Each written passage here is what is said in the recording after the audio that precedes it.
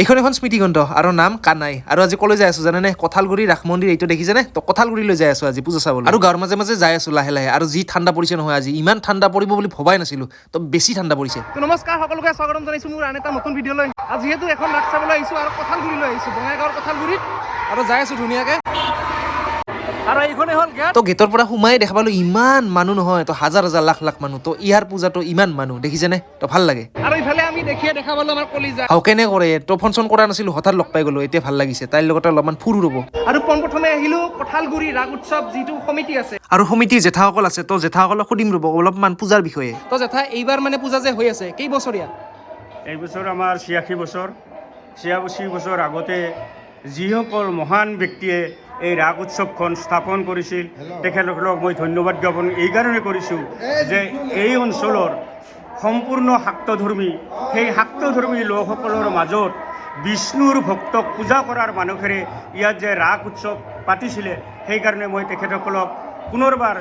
ধন্যবাদ আৰু কৃতজ্ঞতা জ্ঞাপন কৰিবলৈ ওলাইছোঁ আৰু যিহেতু কঁঠালগুৰি ৰাস উৎসৱ বুলি ক'লে কঁঠালগুৰি নামটোতে কিবা এটা আছে কঁঠালগুৰি এই অঞ্চলত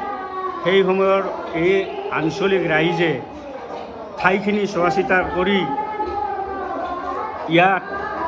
কেইজোপামান কঁঠাল গছ আছিলে আৰু সেই কঁঠাল গছৰ গুৰিত মানে ওচৰত এই পূজাৰ স্থান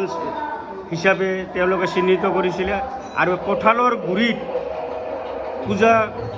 স্থাপন কৰাৰ বাবে এই অঞ্চলটাৰ নাম কঁঠালগুৰি হৈছিলে আজি এই কঁঠালগুৰিত যিখিনি বাসিন্দা আছে সেই সময়ত ইমান নাছিলে 2-4 ঘৰ মানুহ ইয়াত আছিলে আৰু ৰাতি প্ৰায় বাঁহ কলাৰ মানে উপযোগী ঠাই বুলিয়ে ৰাইজে আলোচনা কৰিছিল আৰু এইবাৰ মানে কেইদিনীয়া পূজা হ'ল এইবাৰ আমাৰ 9দিনীয়া বৰ্ণিল কাৰ্যসূচীৰে আমাৰ এই পূজাভাগ আৰম্ভ হৈছিলে আজি আমাৰ অন্তিম দিনত আমি জনপ্ৰিয় নাগাৰা নামৰ পাঠিকা কৰিশ্মা নাথক আমন্ত্ৰণ কৰিছিলোঁ আৰু আজি বৰ্তমান যি জনসমাগম আপোনালোকে দেখিবলৈ পাইছে এই কৰিশ্মা নাথৰ নাগাৰা নামৰ কাৰণে ইমান জনসমাগম হৈছে বুলি মই ধাৰণা কৰিছোঁ আৰু এতিয়া ক'ব লাগে ৰাসখন মানে আগতে কেনেকুৱা আছিল আৰু এতিয়া কেনেকুৱা হৈছে পাৰ্থক্যটো কওকচোন অলপ আগত আমি যি সময়ত সৰু আছিলোঁ সেই সময়ত এই ৰাসখন আমি কিছুমান ৰাইজৰ দান বৰঙণি বা জোৱাৰ দ্বাৰা আমি এই ৰাস উৎসৱ চলাবলৈ বাধ্য হৈছিলোঁ আগত আমাৰ যি মণ্ডপ বনাইছিলোঁ ৰাইজে মিলি আমি ভাগ কৰিছিলোঁ কলপাত তৰা গছ আপোনাৰ আমাৰ চাহ তামোল বুলি আমাৰ ঘৰুৱা ভাষাত কয় চাহ তামোলৰ পাতেৰে আমি ৰভাখন সজাইছিলোঁ আৰু সেই ৰভাৰ তলতে আমি এই পূজা ভাগ বা এই মেলা চলিছিলে মেলা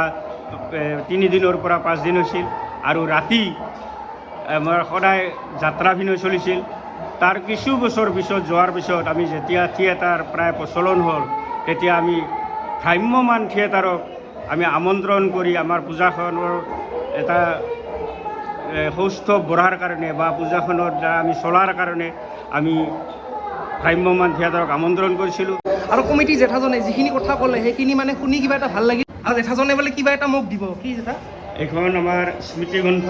এই স্মৃতিগ্ৰন্থখন মই চেনেলৰ উপহাৰ হিচাপে ধন্যবাদ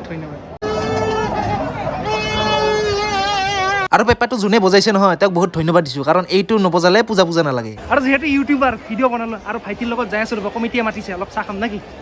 চলো আৰু চাহ তাহ খাই ওলাই হঠাৎ দেখিলোঁ চিলিগুৰি দেখোন নহয় চিলিগুৰি দোকানে আপোনালোকে আহিব পাৰে খাব পাৰে আৰু আহি এটা বস্তু দেখা পালোঁ যি মিঠাই নহয় বহুত ডাঙৰ মিঠাই ক'ৰ পৰা আহিছে খুৰা মই কলকাতাৰ পৰা আহিছোঁ চাওঁ অলপ দেখাই দিয়কচোন কেনে মিঠাই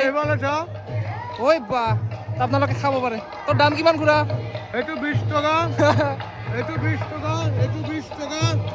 এইটো 10 টকা ভাল লাগিছে প্ৰথমবাৰ দেখিলোঁ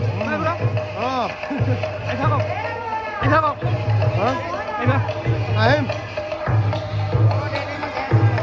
এতিয়া আহিছোঁ খেলা ধূলাৰ মাজলৈ আৰু গেটখন চাওকচোন লাইটিং কৰিছে কি ভাল লাগে নহয়নে লাইটিং বস্তুটোৱে মই কিবা এটা ভাল লাগে আৰু ইফালে চকৰি ঘূৰি আছে নাগৰতলা মেলা চেলা চাই আহিলোঁ আৰু ইফালে দেখিছেনে বাণিজ্য মেলালৈ সোমালোঁ এতিয়া কি আছে ভিতৰলৈ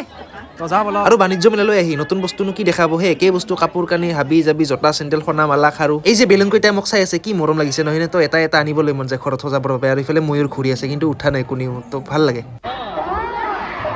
আৰু মঞ্চত অনুষ্ঠান পৰিৱেশন কৰি আছে নাগাৰা নামৰ পাঠিকা কৰিশ্মা নাথে। তো ভাল লাগিছে, অলপমান চালো, এতিয়া ঘৰলৈ যাওঁ। আৰু যিহেতু কিতাপ পঢ়ি মই বহুত ভাল পাওঁ, তো ধন্যবাদ স্মৃতিগ্ৰন্থখন দিয়াৰ বাবে কঁঠালগুৰিৰ ৰাস উদযাপন সমিতি। আজি যিহেতু ৰাস শেষ আৰু অহাবাৰলৈ অপেক্ষা, অহাবাৰ আকৌ আহিম। পুনৰ এটা ভিডিঅ'ৰ সৈতে লগ পোৱাৰ আশাৰে আজিলৈ এৰিছো, বাই।